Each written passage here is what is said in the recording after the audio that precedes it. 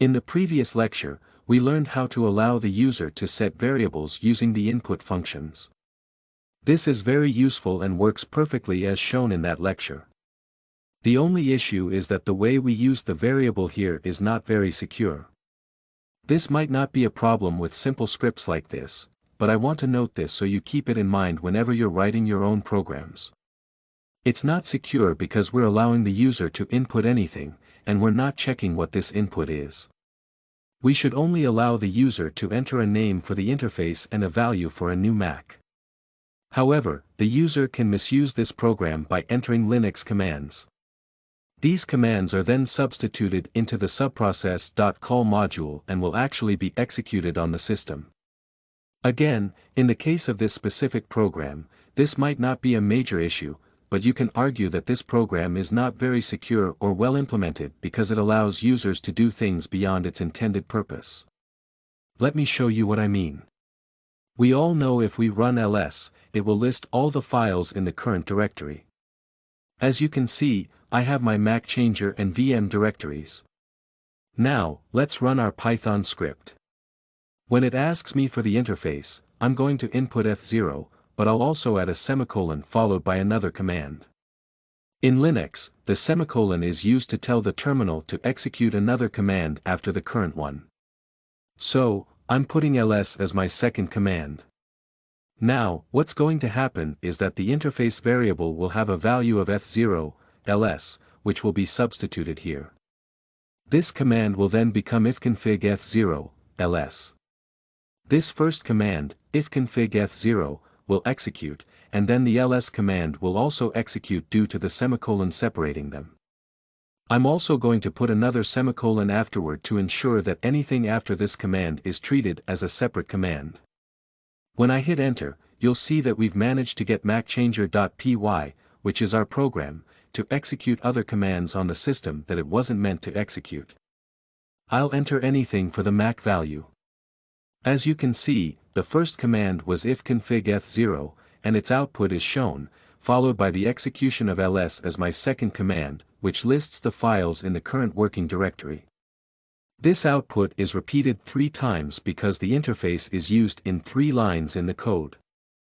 Basically, what's happening is that a user can hijack our program and make it execute commands it shouldn't.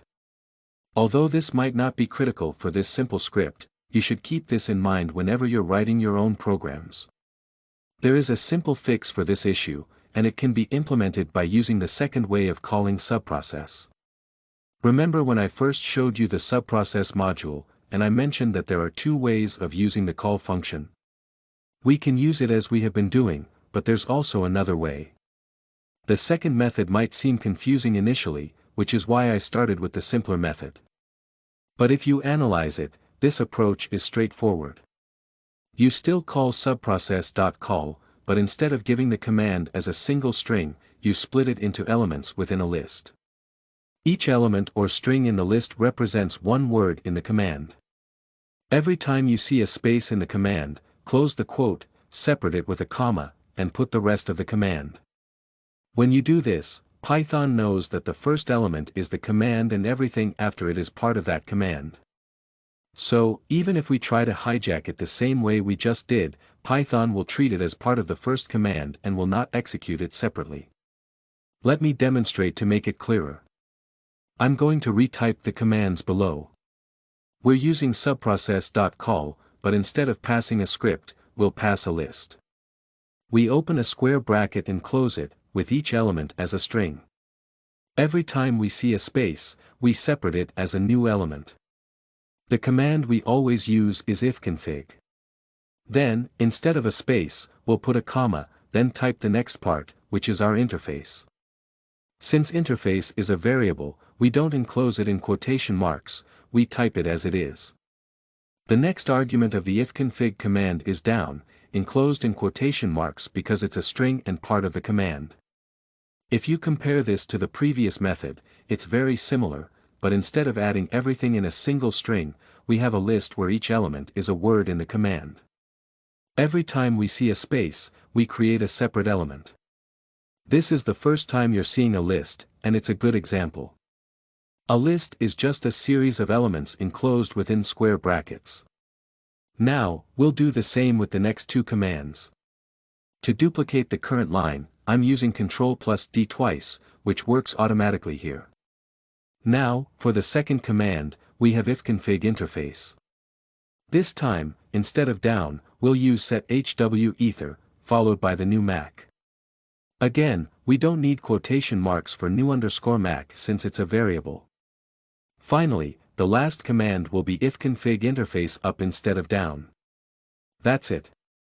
These three commands are a more secure version of the previous commands. Now, Python knows that the interface and down are part of the same ifconfig command. So even if I try to hijack the interface variable and input another command, it will be treated as part of the ifconfig command, and it won't execute independently. This will return an error, but it won't allow an attacker to disrupt our program's flow.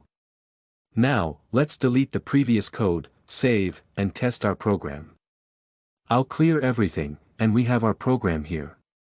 It's asking for the interface, so I'll input F0, followed by ls as we did before, and enter anything for Mac.